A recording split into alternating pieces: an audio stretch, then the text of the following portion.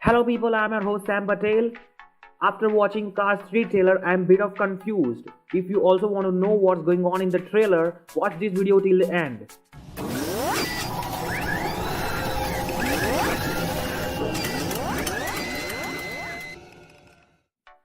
If you haven't watched the trailer, then watch it first and then come back here for the full story of Cars 3. Trailer links in the description.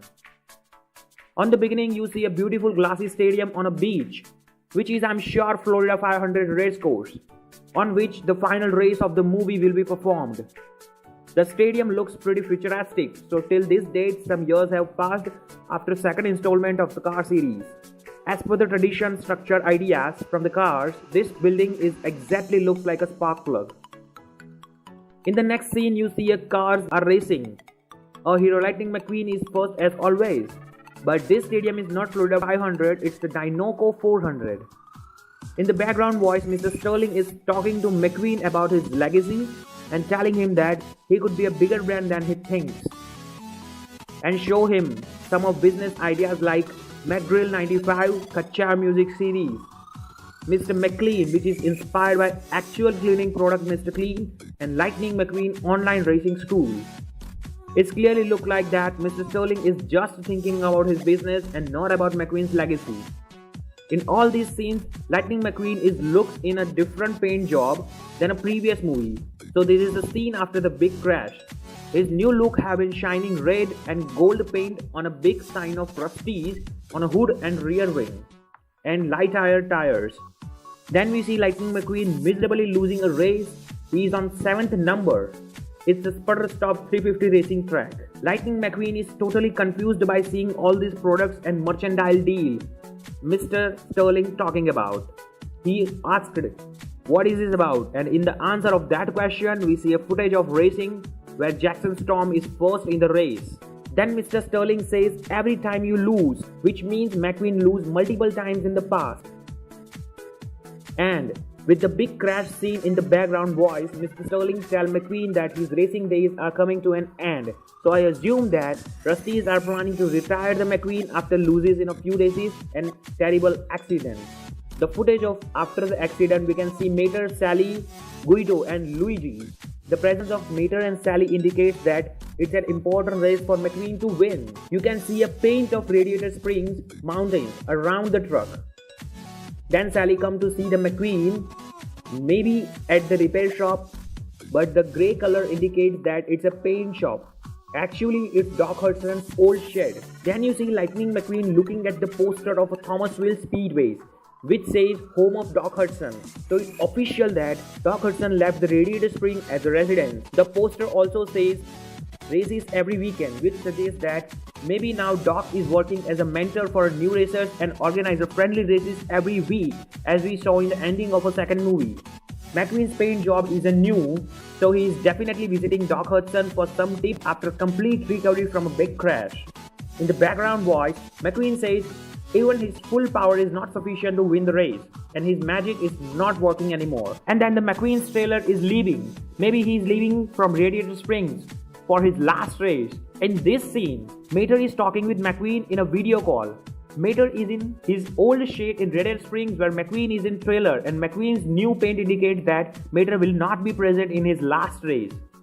So maybe Mater is not playing a major role in Cars 3. Then we get a first look at a Rusties racing center, and from its appearance it looks like Rusties made a tons of money while walking with the McQueen. We can see a cruze remirez for the first time in the trailer, and it may be the first time Cruze meet the McQueen. She'll be training a McQueen in this movie. New paint job indicates that after a big crash repairs, Rusty sent him to the racing center to be the full power again. It is better than what happened with the Doc Hudson after the crash. Then you are seeing the broad view of Florida 500 racetrack, and Jackson Storm is making a world record of a fastest lap ever recorded.